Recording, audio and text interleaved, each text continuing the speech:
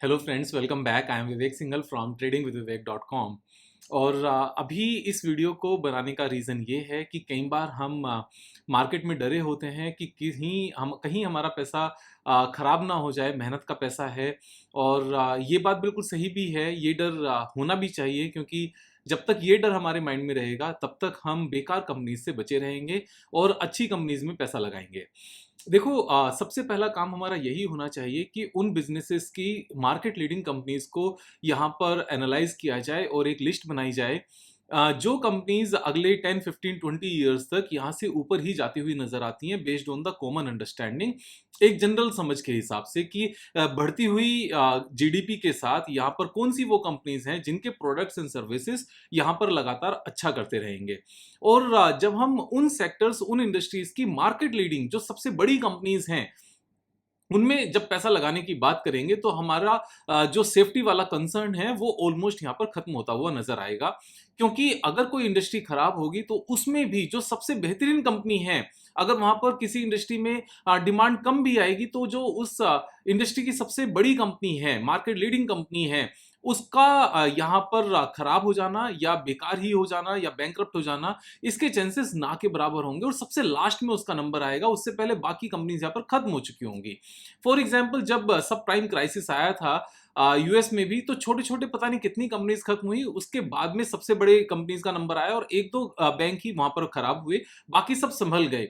India में भी जब एनपीएस की बात आई तो सबसे कम हिट यहाँ पर जो हुआ, जो सबसे बड़े बैंक थे वही यहाँ पर सबसे ज्यादा स्ट्रांग रहे और इस मुसीबत से बच के सबसे पहले लाइफ टाइम हाई उन्हीं बैंकों ने बनाया। तो यही चीजों को ध्यान में रखते हुए हमें सबसे पहले द बेस्ट कंपनीज जो यहाँ पर नेक्स्ट 20 ईयर्स के लिए हैं उनको चूज करना चाहिए। यहां पर मैंने 20 ऐसी कंपनीज चूज की हैं जो नेक्स्ट 20 ईयर्स के लिए आज की अंडरस्टैंडिंग के हिसाब से बिल्कुल 100% सेफ नजर आती हैं। जब हम 100% की बात करते हैं तो इसी सेंस में बात करते हैं कि जनरली कोई भी इंसान अगर पैदा हुआ है तो वो 60-70 ईयर्स तक तो रहेगा। उसके बाद में डिपेंड करेगा उसकी उम्र कितनी थी, लेकिन 60-70 से पहले हम ये नहीं सोचते कि उससे कम रहेगा अगर सब कुछ नॉर्मल चलता है।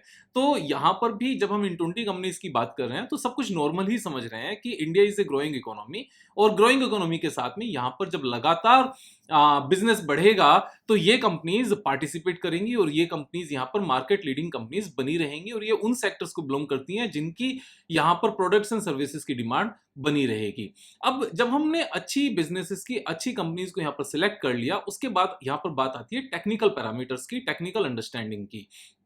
तो टेक्निकली काम करने के बेसिकली तीन तरीके होते हैं। एक होता है टेक्निकल चार्ट पैटर्न, दूसरा होता है टेक्निकल इंडिकेटर्स और तीसरा होता है यहां पर कैंडलस्टिक चार्ट्स।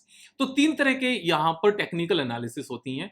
आपको जो समझ में आता है उस हिसाब से कर सकते हो। जो मैंने पूरा ऑनलाइन कोर्स वीडियो यहां पर प्लेलिस्ट बनाकर डाली हुई है अपने चैनल पर, आप वो पूरा देख सकते हो। 20 आवर्स का पूरा कंटेंट है, 7 वीडियोस हैं, हिंदी और इंग्लिश दोनों में अवेलेबल है। उसमें स्विंग ट्रेडिंग की स्ट्रेटजीज बताई गई हैं, कुछ इंडिकेटर्स हैं, कुछ चार्ट पैटर्न्स हैं, उन सबको समझाया गया। उन सबको फॉलो करो और ये 20 कंपनीज में अगर हम ट्रेड करेंगे, सो इट्स ऑलमोस्ट 100% श्योर कि हमारा पैसा खो नहीं सकता अगर हमारा टाइम होराइजन 2-3 ईयर्स या उससे ज्यादा का है। क्योंकि अगर हमने गलती से इन कंपनीज को हायर प्राइस पर परचेज भी कर लिया, तो भी नीचे भी आ गई, तो वापस तो ये जानी ही है।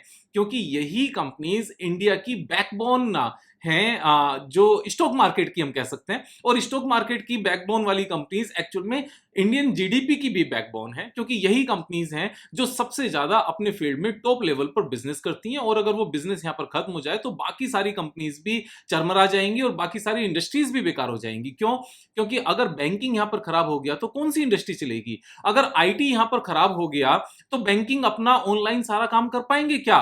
तो इस तरीके से हमें चीजों को समझना चाहिए। अगर सीमेंट कंपनीज खत्म हो गई तो इंफ्रास्ट्रक्चर कैसे बनेगा? इंफ्रास्ट्रक्चर नहीं बनेगा तो बैंकिंग अगेन कैसे चलेगा? यहाँ पर एफएमसीजी कैसे चलेगा जब लोगों के पास खाने के लिए पैसे नहीं होंगे? तो ये 20 कंपनीज हैं। 20 कंपनीज की मैं यहाँ पर लिस्ट बताता हूँ आपको। सबसे पहले Reliance Industries, market capitalization 16 lakh crore है। दिस इज द कंपनी जो नंबर 1 पर आती है। सेकंड है यहाँ पर टीसीएस। अगर हम रिलायंस के बिजनेस की बात करने लगे तो रिलायंस में थ्री मेन बिजनेसेस हैं। एक पेट्रोकेमिकल बिजनेस है जो बैकबोन है, चाहिए ही चाहिए। सेकंड टेलीकॉम है, उसके बिना काम नहीं चलेगा। थर्ड यहाँ पर रिटेल है, वो उसके बिना भी काम नहीं चलेगा और आने वाले टाइम में ये रिटेल और ज्यादा बूम करेगा। सेकंड कंपनी की हम बात कर रहे हैं टीसीएस की। टीसीएस आईटी की सबसे बड़ी कंपनी है, नंबर 1 कंपनी है। दूसरी थर्ड नंबर पर हम बात करते हैं इन्फोसिस की। ये आईटी की सेकंड लार्जेस्ट कंपनी है और इसके बिना भी इंडिया का काम नहीं चलने वाला। फिर उसके बाद में बैंक्स की बात करते हैं, HDFC bank and ICICI bank, ये दो प्राइवेट सेक्टर के बैंक्स हैं। अगर इनमें से कोई भी बैंक खराब हो गया तो समझ लो मींस करोड़ों लोगों के पैसे साथ में चले जाएंगे जो फिक्स डिपॉजिट और सेविंग अकाउंट के रूप में रखे हुए हैं। यानी कि ये वो बैंक्स हैं जिनको गवर्नमेंट फेल होने ही नहीं दे सकती। These companies are too big to fail and too good to fail. यहां पर दोनों चीजें हैं, बिग भी है एंड गुड भी है। ये जल्दी से फेल नहीं होने वाली हैं। इनके फेल होने तक अगर नंबर आया तो इससे पहले जो पूरा स्टॉक मार्केट है वो पूरा का पूरा खत्म होने के कगार पर होगा। सो प्राइवेट सेक्टर बैंक्स में आईसीआईसीआई बैंक एंड सरकारी बैंक में यहां पर हम बात कर रहे हैं State Bank of India. This is again too big to fail. ये फेल होने वाली चीजें नहीं है। उसके बाद में एफएमसीजी की हम बात करते हैं, Hindustan Unilever, the largest FMCG company. और फिर हम यहां पर बात करते हैं Bajaj finance limited. Bajaj finance is so big and इतना ज्यादा बिजनेस यहां पर ये कर चुके हैं, कर रहे हैं लगातार। बजाज फाइनेंस क्यों नहीं आया, आ जाना चाहिए बजाज फाइनेंस। शायद अगेन इंटरनेट बहुत बार यहां पर ऐसे कर जाता है।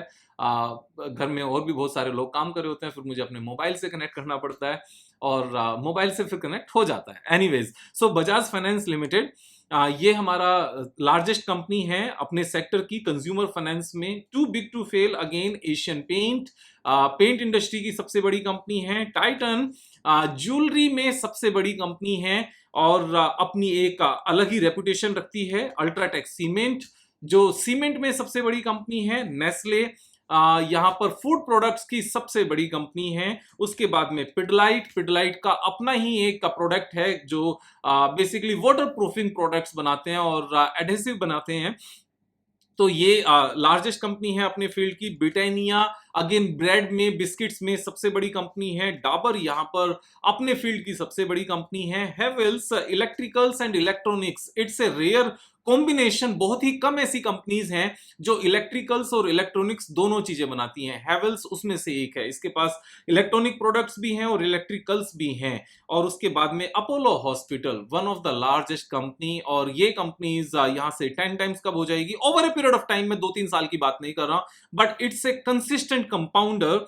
ये सारी 20 कंपनीज कंसिस्टेंट कंपाउंडर ही हैं एक्चुअल में। उसके बाद में आईसीआईसीआई लोम्बार्ड की हम यहां पर बात करते हैं। ICICI Lombard private sector general insurance company है। अब इंडिया में बिगनिंग हुई है जनरल इंश्योरेंस कंपनीज की, इस बिजनेसेस की। और उसके बाद में कोलगेट पामोलिव, कुछ भी हो, दांत कम है, ज्यादा है, छोटे हैं, बड़े हैं, बच्चे हैं, बूढ़े हैं, गरीब है, अमीर है, लड़का है, लड़की है, हर किसी ने करना है, रोज करना है। नहीं करेंगे तो निकाल कर दूसरा नकली लगेगा, उसके ऊपर भी यहां पर करना पड़ेगा। उसके बाद में यहां पर पेज इंडस्ट्रीज, इसके बिना भी हम लोग नहीं रह सकते। सो दीज आर 20 कंपनीज जो अपने सेक्टर की मार्केट लीडिंग कंपनीज हैं। और ये वो कंपनीज हैं जो रियल कंपाउंडर्स हैं। इवन अगर हम यहां पर टेक्निकल्स भी भूल जाएं और इन कंपनीज का एक पूरा 20 स्टॉक्स का बुके बनाकर अपना म्यूचुअल फंड बना लें तो इस म्यूचुअल फंड को कोई बीट नहीं कर सकता। This is the best mutual fund we can have. Equally लगाया जाए, उसके बाद में जो कंपनी नीचे गिरी हुई है लाइफ टाइम हाई से, महीने की सैलरी आई उसमें डाल दी। जो भी स्टॉक सबसे ज्यादा गिरा हो टॉप से, महीने की सैलरी उसमें डालते जाओ।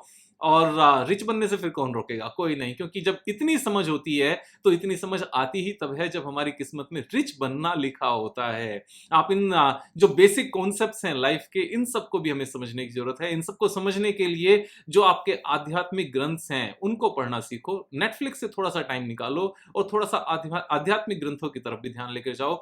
यहां पर हम बेटर इंसान बन पाएंगे और बेटर हमारा मेंटल स्टेट हो पाएगा, बेटर वेल्थ आ पाएगी और बेटर हेल्थ रह पाएगी। हमारे रिलेशंस भी स्ट्रांग होंगे और समाज में भी हमें रेस्पेक्ट मिलेगी। मैं आपको सिखाता रहूंगा, आप सीखते रहिए, दोस्तों के साथ शेयर करते रहिए। सब्सक्राइब करना है, सब्सक्राइब कराना है। कल फिर मिलेंगे एक नए वीडियो के साथ, तब तक जय हिंद।